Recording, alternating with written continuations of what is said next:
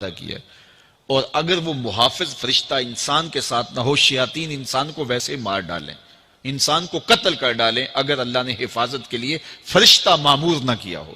یہ انسان کے دشمن ہیں، اور انسان کو شیاطین راہ مستقیم سے ہٹانے کے لیے دن رات کوشاں ہیں۔ پھر یہ اتنا مکار دشمن ہے، ہر ایک کو ایک لاٹھی سے نہیں ہانکتا، اسے پتہ ہے کہ کس کو کیسے بھٹکانا ہے۔ ایک شب زندہ دار جس کو سحری کے وقت اٹھ کے آنسو بہانے کا لطف ملتا ہے، اب شیطان اس کو کہے کہ سحری کے وقت اٹھا نہ کر، تو وہ شب زندہ دار جب اس کے آنسو مصلے میں جذب ہوتے ہیں اور وہ اترتے ہوئے آنکھوں سے آنسو اتنی لذت اسے دیتے ہیں کہ دنیا ما فیہا کی لذتیں ایک طرف اور یاد خدا میں رونا ایک طرف۔ اب شیطان کسی کو کہے کہ سحری کے وقت اٹھا نہ کر، تو کوئی شیطان کی یہ بات تھوڑی مانے گا، تو شیطان اسے یہ کہتا بھی نہیں ہے، اسے کہتا ہے نہیں اٹھا کر، لیکن صبح بتا دیا کر کے میں تہجد گزار ہوں، اسے ریا میں مبتلا کرے گا۔ ایک شخص جس کی طبع میں فیاضی گندی ہوئی ہے، اب شیطان اس کو کہے کہ تو سخاوت نہ کیا کر، بخل کا درس دے، تو طبعاً جو سخی شخص ہے، جس کی فطرت کے اندر فیاضی ہے، تو وہ شیطان کی اس بات کو تو نہیں مانے گا۔ شیطان اسے یہ کہتا بھی نہیں کہ تو بخل کر، اسے فضول خرچی کی طرف لگا دے گا، اسے ان کاموں میں خرچ کرنے کی ترغیب دے گا جس کا اس کو اور معاشرے کو کوئی فائدہ نہیں ہوگا۔ اس لیے شیطان رخ بدلتا ہے۔ ایک شاعر جس کی طبع کے اندر لطافت ہے، نرمی ہے، محبت ہے، اب شیطان اس کو کہے کہ فلاں کو قتل کر دے، تو شاعر تو شاخ سے پھول بھی نہیں توڑ سکتا، تو پھر وہ کسی کا سر کاٹ دے، یہ کیسے ممکن ہو سکتا ہے؟ شیطان ایک شاعر کو یہ کہتا بھی نہیں، اسے وہ شراب اور شباب کے پیچھے لگا دیتا ہے۔ اب اتنا سخت دشمن، اتنا مکار دشمن، حضرت سیدنا غوث اعظم رضی اللہ تعالیٰ عنہ فرماتے ہیں میرے اوپر صحاب نور چھا گیا اور آواز آئی، عبد القادر تو نے اللہ کی اتنی عبادت کی ہے، اتنی ریاضت کی ہے کہ شریعت کا ہم تمہیں اب مکلف نہیں رہنے دیتے، اور اب تو نماز نہ پڑھے اور دیگر اعمال نہ کرے تو تجھے کوئی پکڑ نہیں، میں تیرے اوپر ایسے راضی ہو گیا ہوں۔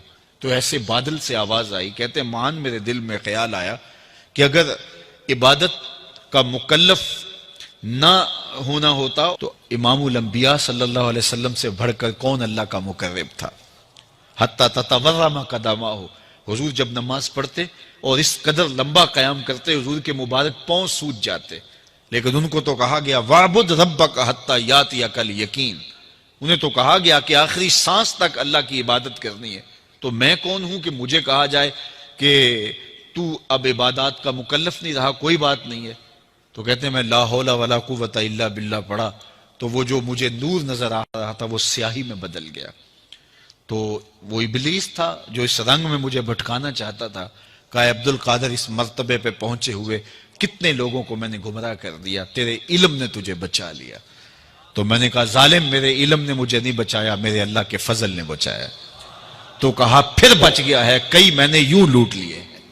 تو اتنا مکار دشمن ہو جو ہمارے اوپر مسلط ہے اور دن رات کوشاں ہے ہماری متاع عمل لوٹنے کے لیے، متاع ایمان لوٹنے کے لیے، تو پھر مجھے بتاؤ کہ ہم کیا غافل ہو کے بیٹھیں گے؟ ایسے ناپاک وجود کا مقابلہ کوئی آسان ہے جو ہماری متاع عمل لوٹتا ہے، متاع ایمان لوٹتا ہے، ہمیں عمل کرنے نہیں دیتا، کریں تو وسواس ڈال رہا ہوتا ہے، کر لیں تو ریا میں اور تکبر میں مبتلا کر کے، عجب میں مبتلا کر کے کیا ہوا عمل بھی لوٹ لیتا ہے۔ مجھے بتاؤ یہ کوئی جو ہے وہ سوکھا کام ہے کہ ہم مقابلہ کریں؟ اب ماہ سیام میں روزے سے بھوک بھی کاٹتے ہیں اور قرآن مجید کی تلاوت اور دیگر معمولات کے لیے ہمیں تنہائی بھی میسر آتی ہے، اور اسی طرح ہمیں روزے سے جو ہے وہ اپنی زبان کو کنٹرول کرنے کا درس بھی ملتا ہے۔ تو روزہ تمہاری زبان کا محافظ بن جاتا ہے، پھر روزہ تمہاری شہوات کے کنٹرول کا ذریعہ بن جاتا ہے، اور روزہ تنہائی کی وجہ سے اختلاط سے جو خرابیاں پیدا ہوتی ہیں ان سے تمہیں بچا لیتا ہے۔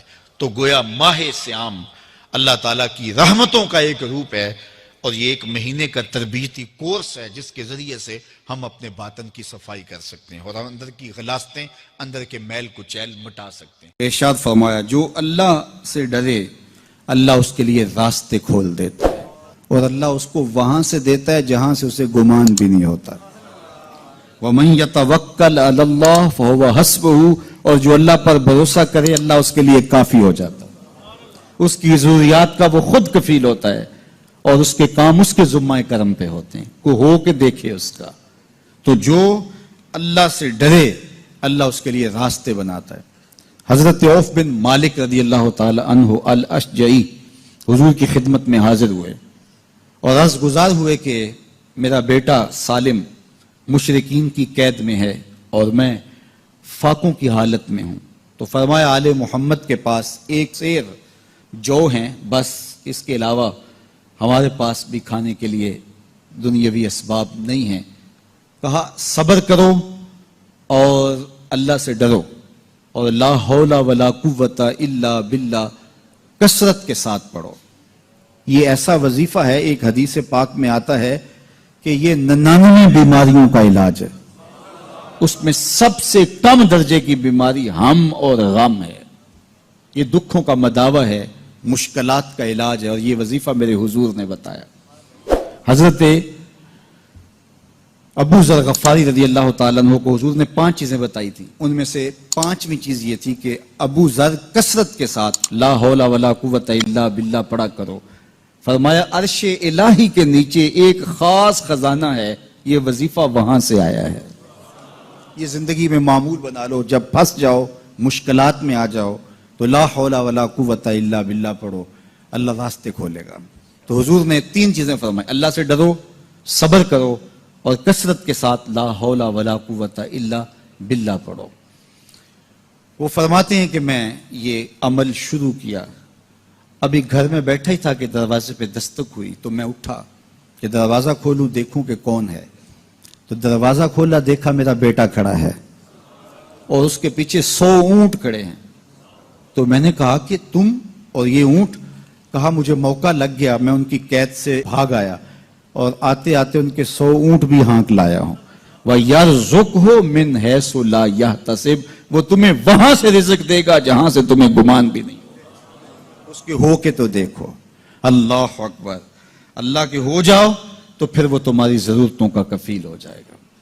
فرمایا حضرت عبداللہ ابن مسعود رضی اللہ تعالیٰ عنہ نے کہ کسی شخص کو فقر و فاقہ آ جائے تو وہ لوگوں کو بتائے کہ میں آج کل بڑے مشکل حالات میں ہوں، ہر وقت لوگوں کو بتاتا رہے تو اس کی مشکل بڑھے گی، اس کی مشکلیں آسان نہیں ہوں گی اس طرح۔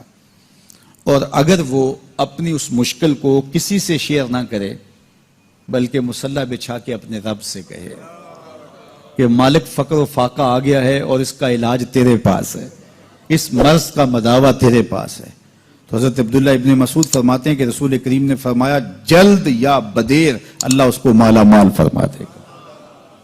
یہ بھی کبھی کر کے دیکھو، مشکل آ جائے، فاقہ آ جائے، مصیبت آ جائے، کسی سے نہ کہو، صرف اپنے رب سے کہو، پھر دیکھنا اس کی کرم نوازیوں کا می کیسے برستا ہے۔ فرمایا اللہ پر بھروسہ کرنے کا جو حق ہے اگر وہ تم ادا کر دو، وہ تمہیں ایسے رزق عطا کرے جیسے پرندوں کو عطا کرتا ہے۔